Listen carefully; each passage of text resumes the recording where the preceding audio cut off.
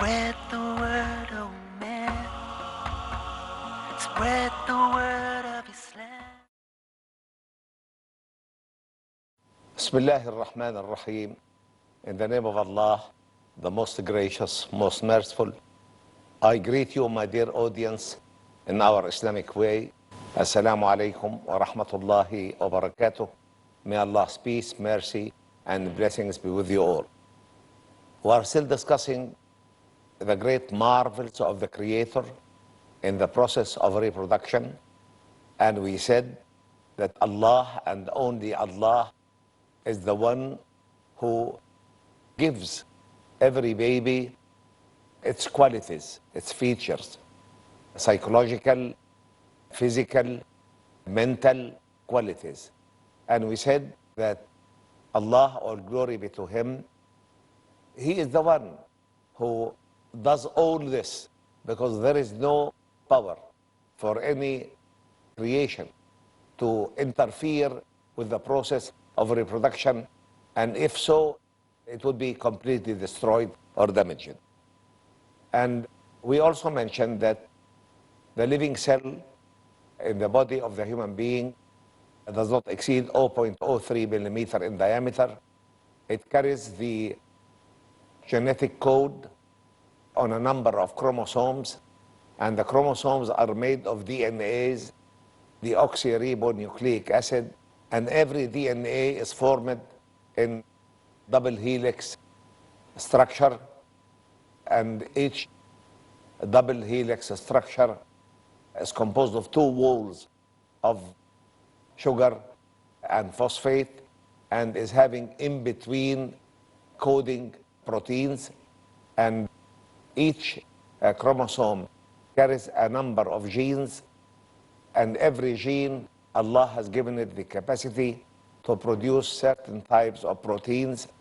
In the living cell of a human being, the number of genes ranges between 20 and 25,000 genes, and the interaction between the genes from the father and the genes from the mother actually ends by giving the baby its characteristics, physical, mental, psychological, and the others. So Allah is the only one who shapes the characteristics of every newly born in the wombs of the mothers. Then we came to the verse in Surah Al-Ra'd, chapter number 13, verse number 8, which reads, الله يعلم ما تحمل كل أنثى وما تغيض الأرحام وما تزداد وكل شيء عنده بمقدار. Allah, all glory be to Him, does know what every female womb carries or bears, by how much the wombs will fall short of their time or number or do exceed. Every single thing is with Him in due proportion. So only very recently, when gynecologists came to say that they can foresee whether the baby is going to be male or female, many people asked if a human being can know whether the baby is going to be male or female, why does Allah say that He alone knows what every womb carries, and whether the womb will succeed in delivering its carriage or will have a miscarriage? Because everything with Him is in due measure, is in exact proportions. So the answer is very simple.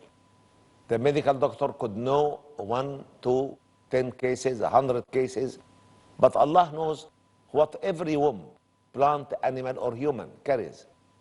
And He does not know only the youngster or the newly born is going to be a boy or a girl, but He knows all qualities that concern this newly born, whether he will live or die, will lead a long life or a short life, will be happy or unhappy, will be on the straight path or will be corrupted, will bear any diseases or will be really well built and safe. So Allah knows everything. The human knowledge is partial, and it's very little. compared to the knowledge of the Creator, all glory be to Him. And man can know very limited number of cases, but Allah knows every womb, what carries, whether it will succeed in delivering its carriage or will suffer a miscarriage. So we have to understand the difference between the power of Allah and the limited capabilities of human beings. In Surah Al-Hajj, we have a very comprehensive verse. Verse number 5, and Surah Al-Hajj, the pilgrimage, is chapter number 22 in the glorious Qur'an. And this verse reads, بسم الله الرحمن الرحيم يا أيها الناس إن كنتم في ريب من البعث فإنا خلقناكم من تراب ثم من نطفة ثم من علقة ثم من مضغة مخلقة وغير مخلقة لنبين لكم ونقر في الأرحام ما نشاء إلى أجل مسمى ثم نخرجكم طفلا ثم لتبلغوا أشدكم ومنكم من يتوفى ومنكم من يرد إلى أرض العمر لكي لا يعلم من بعد علم شيئا وترى الأرض هامدة فإذا أنزلنا عليها الماء اهتزت وربت وأنبتت من كل زوج بهيج. This is a very comprehensive verse that describes the ontological development of man in full. It reads, O mankind, if you have a doubt about resurrection after death, consider that we created you out of dust, then out of a sperm, then out of a leech-like clot, then out of a morsel of flesh, chewed morsel of flesh, partly formed and partly unformed, in order that we may manifest our power to you, and we cause whom we will to rest in the wombs for an appointed term. Then do we bring you out as babies, then foster you that you may reach your age of full strength, and some of you are called to die, and some are sent back to the feeblest old age, so that they know. And you see the earth absolutely dead and lifeless, and when we drop rain on it, it will shake and jerk and will rise high up until it drifts, and many plants can go through it, giving very beautiful flowers and fruits in pairs. يا أيها الناس إن كنتم في ريب من البعث. O mankind, if you have a doubt about the resurrection after death. And this is really an issue. Many atheists of our time, many agnostics, many unbelievers try to deny it completely, because sadly enough, they try to measure the power of Allah by their own limited powers.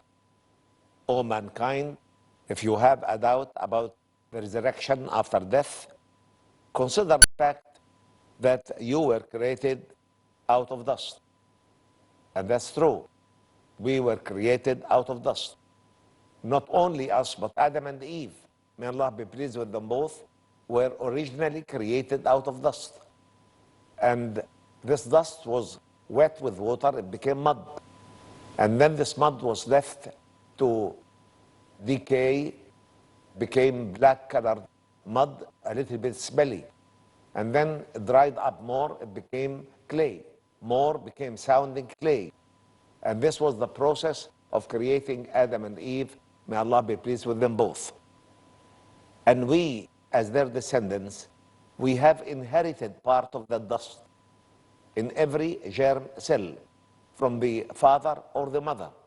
Will carry a bit of that original dust from which both Adam and Eve, may Allah be pleased with them, were created. And after that, we, in the wombs of our mothers, we, as an embryo, we feed on the mother's blood. And her blood is derived from her food. And her food is derived from the minerals and chemical compounds of the soil. So actually, even we can see clearly that our fleshy bodies are created from dust. From the earth is clay, the earth is dust, plus water. And that's why the verse says, "O mankind, if you have a doubt about resurrection after death, consider the fact that we have created you out of dust." And this dust goes back to Adam and Eve. May Allah be pleased with them both, as well as to every one of their own descendants. Then out of a sperm. This is the process of creation amidst the descendants of Adam and Eve. Because Allah, all glory be to Him, made marriage one of the basics of life, made reproduction through lawful marriage one of the essence of this existence. So a sperm from the father, an ovum from the mother, will give a mixed genetic cell, or what we call a zygote. And the Qur'an actually was the first to emphasize the fact that a human being is created from the mixture of these two cells, from the father and the mother, while man remained until the beginning of the 20th century wondering whether the baby is created from the man's fluid alone or from the woman's menstruation blood. And this has gone on for centuries until the development of the microscope and the recognition of the genetic cells. And this was not crystallized in the human knowledge until the beginning of the 20th century. Then out of a leech-like clot. And actually, when this stage was photographed towards the end of the 20th century, it looked like this worm called the leech. And this is a parasitic worm that scratches the bodies of animals or humans to reach their blood vessels and live on their blood. And I think we have to go to a short break. And until we meet, thank you for listening and see you after the break. Spread the word, oh man. Spread the word of Islam. Welcome back after this short break. And before this break, we were discussing the wonderful verse in Surah Al-Hajj. And we were discussing this part of the verse that every one of us carries within his or her body tiny fraction of the original dust from which both Adam and Eve, may Allah be pleased with them both, were created. Then we are fed while we are in the wombs of our mothers by her blood, and her blood is derived from her food, and her food is derived from the minerals and chemical compositions of the soil of the earth. So actually this is part of the earth as well. When we are born, we live on the milk of our mothers, and this is again derived from her food, and her food is derived from the minerals and chemical compounds of the earth. When we stop being breastfed, we start eating vegetables and fruits and probably milk and other dairy products. And all this is actually derived from the minerals and chemical compositions of the earth. So if the Quran says, إِنَّا خَلَقْنَاكُم مِّن تُرَابٍ, verily we have created you from dust, this is absolutely true. ثُمَّ مِن نُطْفَةٍ, then from a tiny little drop of genetic cells, a mixed type of genetic cells, two cells, one from the father and one from the other. And nutfa in Arabic is a tiny little drop which simulates the sperm or the ovum. ثم من علقة, then from a leech-like stage. And actually when this stage was photographed in the embryological development of man, it looked exactly like the worm called the leech. And this is a parasitic worm that lives on animals as well as on humans. Once it attaches itself to the skin of the animal or to the human being, it starts to actually eat the outward cells until it reaches the blood vessels to live on that blood. And this is exactly the same which this leech-like stage in the development of man reacts. Allah gives it certain eating or biting cells to actually drill its own way through the wall of the mother's womb until it reaches the blood vessels and then starts feeding on the mother's blood. After a while, it reaches the stage of a slightly chosen morsel of flesh. And the beauty of expression in the Qur'an, it says mudgha. Mudgha means something that has been gently chewed, piece of gum or a piece of flesh or anything like it. من مضغة مخلقة وغير مخلقة.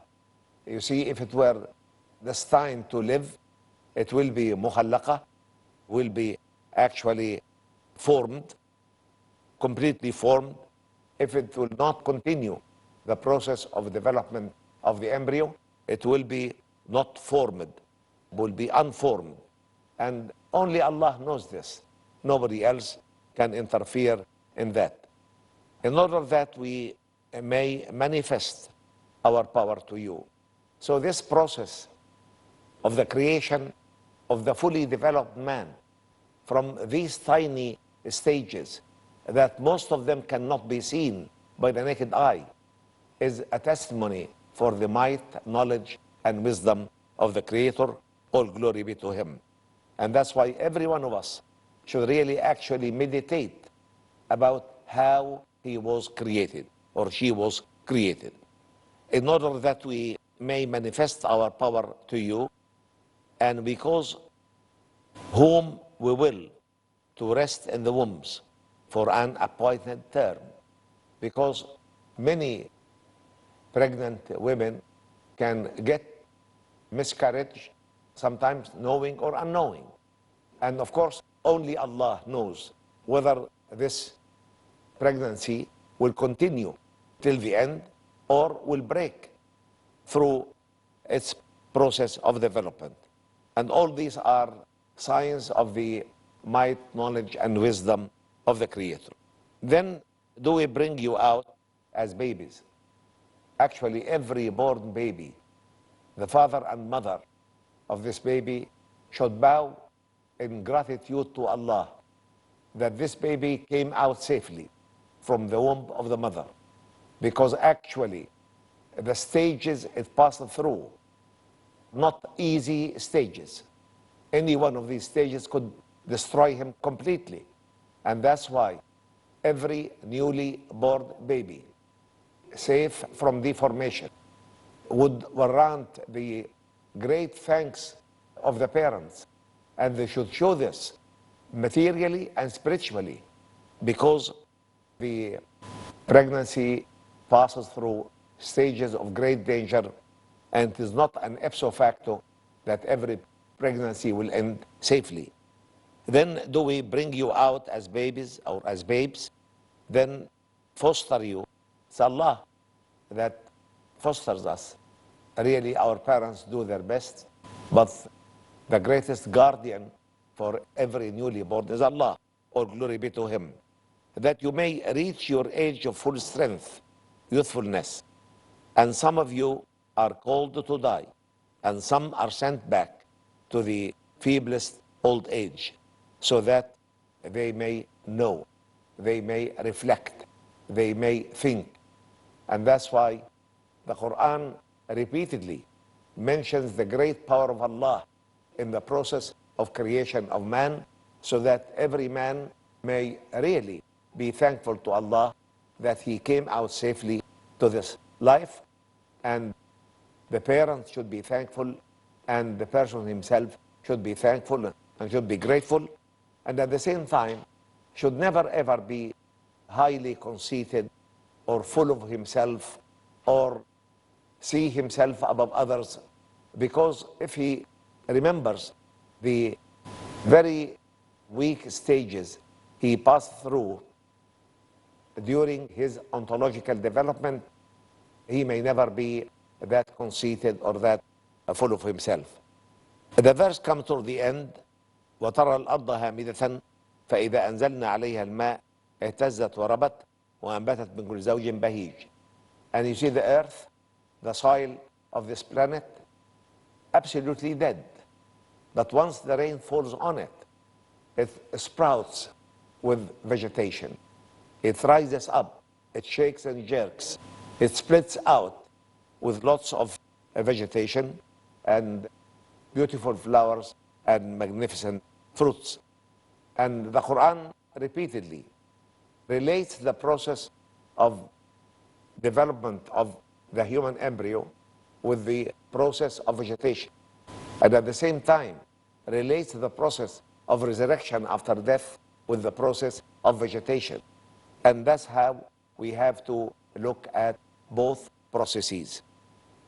Similarly, we read in Surah Al-Mu'minun, chapter number 23, verses 12 to 14, وَلَقَدْ خَلَقْنَا الْإِنسَانَ مِنْ سُلَالَةٍ مِنْ طِينٍ ثم جعلناه نطفة في قرار مكين ثم خلقنا النطفة علقة فخلقنا العلقة مضغة فخلقنا المضغة عظاما فكسونا العظام لحما ثم أنشأناه خلقا آخر فتبارك الله أحسن الخالقين. Man we did create from a quintessence of mud. Then we placed him as a drop of sperm in a place of rest, firmly fixed. Then we made the sperm into a clot of a leech-like stage.